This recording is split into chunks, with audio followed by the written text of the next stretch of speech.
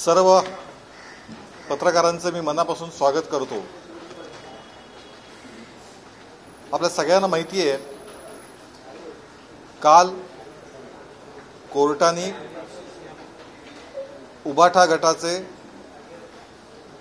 आणि महाविकास आघाडीचे स्वयंघोषित प्रवक्ते संजय राऊत यांच्यावरती शिक्षेची कारवाई केली खोटं बोलल्याबद्दल। खरं म्हणजे ही शिक्षेची कारवाई ही संजय राऊतांपुरती खोट्या कंड्या पिकवण्यापुरती मर्यादित नाही, तर गेले काही महिने महाविकास आघाडीच्या माध्यमातून जी खोटा फॅक्टरी सुरू आहे त्या खोटा फॅक्टरीला कालच्या न्यायालयाच्या निकालाने दिलेली सणसणीत चपराक आहे। गेले अनेक महिने आपण पाहतो आहोत, महाराष्ट्रामध्ये सातत्याने खोटा प्रचार, खोटा नॅरेटिव्ह हा पसरवण्याचा जाणीवपूर्वक प्रयत्न हा सुरू आहे। मग लोकसभा निवडणुकीच्या वेळी संविधान बदलण्याचा खोटा नॅरेटिव्ह, त्याच्यानंतरच्या काळामध्ये घडलेल्या घटना, अटल सेतूला तडे गेलेत अशी एक खोटा प्रचार केला गेला। त्याच्यानंतर महाराष्ट्रातले उद्योग प्रदेश गुजरातला चालले हा एक खोटा प्रचार केला गेला। काँग्रेस, शरद पवार गट आणि संजय राऊत हे तिघे मिळून महाराष्ट्रामध्ये खोटा फॅक्टरी चालवत आहेत। त्याची असंख्य उदाहरणं ही आपल्याला वारंवार दिसून येतात। वानगी दाखल मीही काही उदाहरणं दिली, अजूनही काही उदाहरणं देता येऊ शकतात। पुण्यातला रस्ते प्रायव्हेट जागेतला ट्रक कोसळला, त्याचा रस्त्यावरचा ट्रक कोसळला सांगणं, पावसामध्ये तिकडचे कुठले बाहेरचे विदेशातले इथले चित्र इथं क्लिप इथं टाकणं, असं सातत्याने उबाठा गटाकडून संजय राऊत आणि त्यांचे सहकारी, काँग्रेसकडून नाना पटोले व त्यांचे सर्व सहकारी आणि शरद पवार गटांकडूनही अनेक असे खोटे प्रचार, ज्याला आम्ही खोटा फॅक्टरी म्हणतो, अशा पद्धतीने खोटा नॅरेटिव्ह पसरवण्याचा प्रयत्न, जनतेची दिशाभूल करण्याचा प्रयत्न गेले तीन चार महिन्यापासून सातत्याने सुरू आहे। काल ज्या पद्धतीने न्यायालयाने संजय राऊत यांना शिक्षा सुनावली, ही शिक्षा फक्त संजय राऊत यांना नाही, तर या तिन्ही महाविकास आघाडीच्या तिन्ही पक्षाच्या खोटं बोलणाऱ्या नेत्यांसाठी आहे, असं आमचं मत आहे। महाराष्ट्राचं मणिपूर होणार अशा प्रकारची भाकितं करून महाराष्ट्रात भीती निर्माण करण्याचा प्रयत्न केला गेला। संजय राऊतांच्या डोक्यातनं काहीतरी पीक निर्माण होणार किंवा अन्य माध्यमांना खोटं काहीतरी तयार होणार आणि महाराष्ट्रामध्ये ते पसरवलं जाणार, पण खोट्याच्या पाठी सोटा हे कालच्या न्यायालयाच्या निकालाने हे सिद्ध झालंय। आणि म्हणून महाराष्ट्रातल्या या तिन्ही पक्षांनी, महाविकास आघाडीच्या तिन्ही घटक पक्षांनी यातून धडा घेतला पाहिजे। खोटी माहिती जाणीवपूर्वक पसरवण्याचा, राज्यात अस्थिरता निर्माण करण्याचा आहे। सातत्याने मी सांगतोय की महाविकास आघाडी खोटं बोलून महाराष्ट्रामध्ये एक अस्थिरता निर्माण करण्याचा प्रयत्न करते। या खोटं बोलण्याला, अस्थिरता निर्माण करण्याला कोर्टाने ज्या पद्धतीने काल तडाखा दिलाय, कोर्टाने ज्या पद्धतीची शिक्षा सुनावली आहे, त्यातून संजय राऊत धडा घेणार की माहीत नाही, कारण काल त्यांनी पुन्हा कोर्टाच्या बाहेर येत न्यायालयाचा अवमान केला, न्यायालयाबद्दल अवमानकारक उद्गार काढले की आम्हाला अशाच म्हणजे मुळामध्ये ते कोर्टामध्ये एक कागदही सादर करू शकले नाहीत। ही वस्तुस्थिती असताना बाहेर येऊन मुजोरपणे न्यायालयाबद्दल त्यांनी आक्षेप घेतला, न्यायालयाचा पुन्हा अपमान केला। मला खात्री आहे, माझी आशा आहे, विश्वास आहे, कंटेम्प्ट ऑफ कोर्ट न्यायालय त्याची दखल घेईल। पोलिसांच्या संदर्भात काल कोणत्या त्यांनी केलं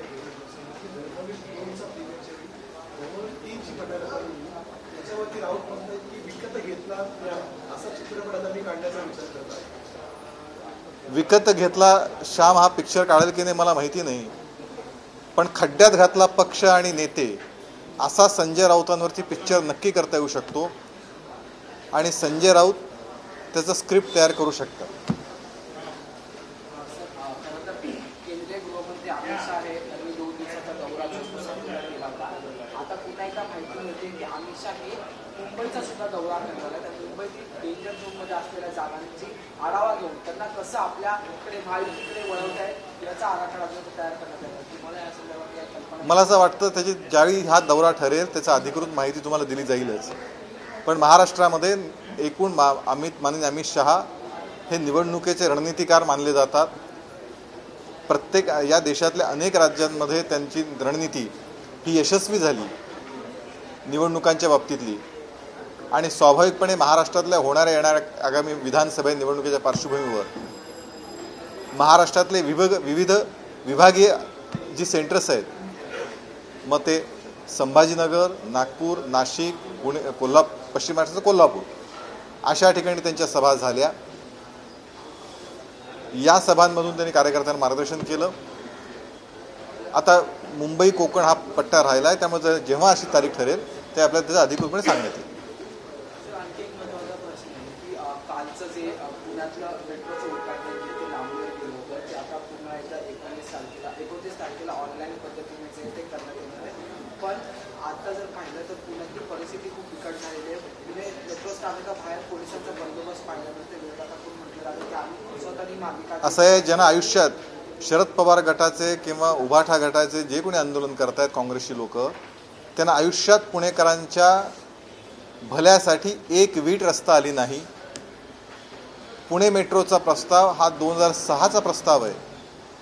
त्यावेळी राज्यामध्ये पुणे महापालिकेत, महाराष्ट्रामध्ये आणि केंद्रामध्ये तिन्ही ठिकाणी काँग्रेस शरद पवार गटाच्या राष्ट्रवादीची सत्ता होती. मात्र त्यांना कुठल्याही परिस्थितीत त्यांना त्यात काही करता आलं नाही. 2014 साली देवेंद्रजी मुख्यमंत्री झाल्यानंतर पुणे मेट्रोच्या कामाला सुरुवात झाली आणि त्याच्यानंतरनं मेट्रोचा पहिले 2 टप्पे पार पडले. त्यामुळे ज्यांना पुणेकरांबाबत एक वीट कधी रस्ता आली नाही कल्याणासाठी, मेट्रोसाठी, ते आता नाटकीपणे आंदोलन करण्याचा प्रयत्न करतायत. पुण्यातली जनता कोण मेट्रोसाठी काम करते हे जाणते. त्यामुळे असल्या ज्या पद्धतीचं नाटकी आंदोलन राष्ट्रवादी गट करतंय, शरद पवार गट करतंय, त्याला भीक घालणार नाही. सर, उपमुख्यमंत्री देवेंद्र फडणवीस यांच्या मंत्रालयातील काल कार्यालयाची नासधूस करण्यात आली. एक महिला आली आणि तिने मला असं वाटतं की या सगळ्या याच्यामध्ये विधायक मार्गाने गोष्टी आपण केल्या पाहिजेत. अशा पद्धतीने करून त्यातनं काहीच साध्य होत नसतं.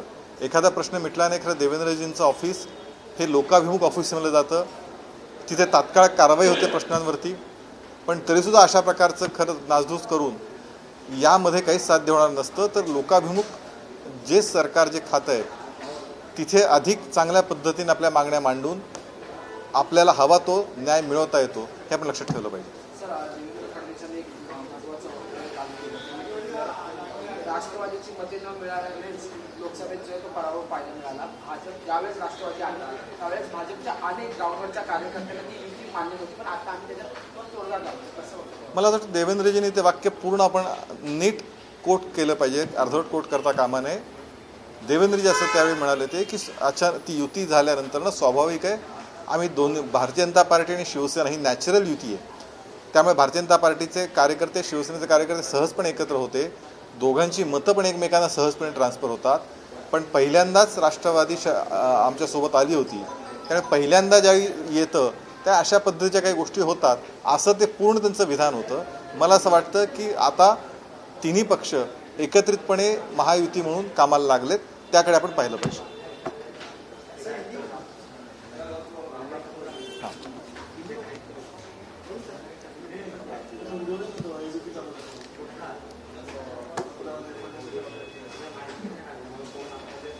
शुरू।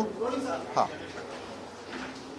उबाठा के नेता और महाविकास आघाड़ी के स्वयं घोषित प्रवक्ता संजय राउत को जो न्यायालय ने कल शिक्षा सुनाई है, यह शिक्षा सिर्फ संजय राउत जी को नहीं है, बल्कि महाविकास आघाड़ी के उन तमाम नेताओं को है जो झूठा नैरेटिव चलाते हैं। झूठ बोलने पर झूठे आरोप करने के आरोप में संजय राउत जी को कल न्यायालय ने शिक्षा सुनाई। उसके बाद हम आशा करते हैं कि महाराष्ट्र में पिछले कुछ दिनों से, पिछले कुछ महीनों से जो झूठा नैरेटिव तैयार करने की कोशिश, चाहे वो हम बीजेपी सरकार संविधान बदल देगी, अटल सेतु को प्रॉब्लम क्रिएट हुए रास्ते में, या फिर और सारे मुद्दे हैं, इस महाराष्ट्र से उद्योग गुजरात जा रहे हैं, ऐसे सारे झूठे प्रचार, झूठे नैरेटिव कांग्रेस, शरद पवार गठ और उद्धव ठाकरे गठ तीनों मिलकर महाराष्ट्र में भ्रम फैला करने की कोशिश कर रहे हैं। इस तीनों को कल न्यायालय का निकाल एक बड़ी चपराक है। इससे आने वाले दिनों में ऐसा भ्रम फैलाने की कोशिश ये तीन पार्टी ना करें, ये महाराष्ट्र की जनता उनको सही तरीके से जवाब देगी।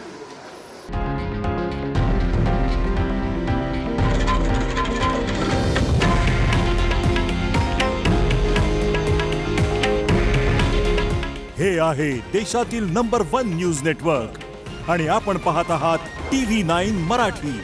काळजी तुमची, हित महाराष्ट्राचं।